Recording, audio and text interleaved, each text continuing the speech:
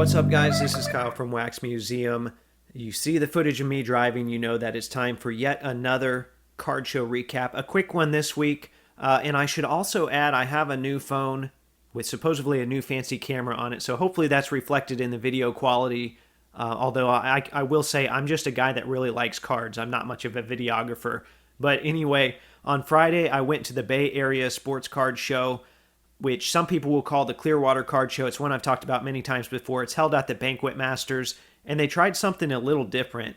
For Friday only, they had dollar beverages, which I didn't partake in, but I know a lot of people that did. That seemed to go over well.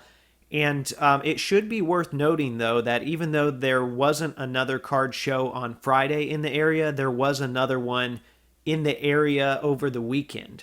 So I think that probably pulled some dealers away, and I noticed that the aisles were a little bit wider. That doesn't mean that it ruined the show or anything like that. It just means that, you know, there's some new opportunities there. You might see some stuff that's a little more spread out, or you might even run into some dealers that you haven't seen before. So in some cases, I really like when there are competing shows, which I know sounds kind of crazy. But one dealer that I had never seen before, you see he's got that Kawhi black gold there. That's a very nice card. I was talking to him a little bit about his cards here, and he said, well, these are all cards that I have on consignment. So I wanted to point that out because I think there's a lot of people that go to shows that don't realize that there are dealers that take cards on consignment in person. So I thought that was worth noting, nothing major. And eventually, though, I did find a familiar dealer that I knew, Paul from Smith Sports Cards, and he was nice enough to sell me these 3 Pacers for my collection for $10. And I actually had this 2003 Jermaine O'Neal refractor, so that will go to a friend. I grabbed this Jamal Tinsley black refractor as well, which I think those are numbered to $399 that year. And then I grabbed this Jonathan Bender X-Fractor, which is numbered out of 220. So thanks again, Paul. I really appreciate that. Always love stopping by your table and talking to you.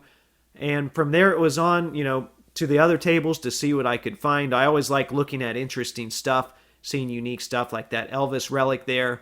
And I ended up spending only $5 more, so $15 total.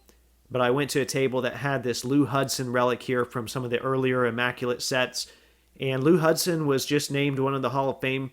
I think he's actually going to make it in. I don't think it was just a finalist. I think he's making it in. So I already have that card, but for $5, I figured it was worth it. I didn't even look up comps. It turns out that's about what it sells for, but that's all right. I'm fine with that.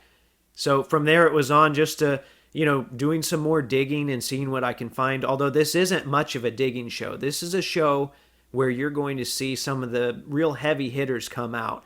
And that's when I noticed this case here that kind of stopped me in my tracks, because this is a 1948 Leaf Jackie Robinson rookie. And I know some people say that these were probably manufactured in 49, but either way, it's Jackie Robinson's consensus rookie and one that a lot of people are excited about. I know for PSA, there's roughly 1,500 in the population report. I'm not sure about BGS, but I was pretty stunned to see that there. Now, you'll see that I'm showing my Gary Payton finds from this past week. Maybe I just want to show it off again because I am really excited about it. But actually, what I want to talk about is the fact that I was able to move this in person at that show. So even if there aren't a lot of buying opportunities, it's just a good sign that maybe you should take what you have with you and you are, able to facilitate deals. Just being there and just being in that space will help to create some opportunities. So like I said, quick recap today. I hope you enjoyed that. I hope you learned something. As always, new episodes of the podcast every Thursday. And thanks for watching.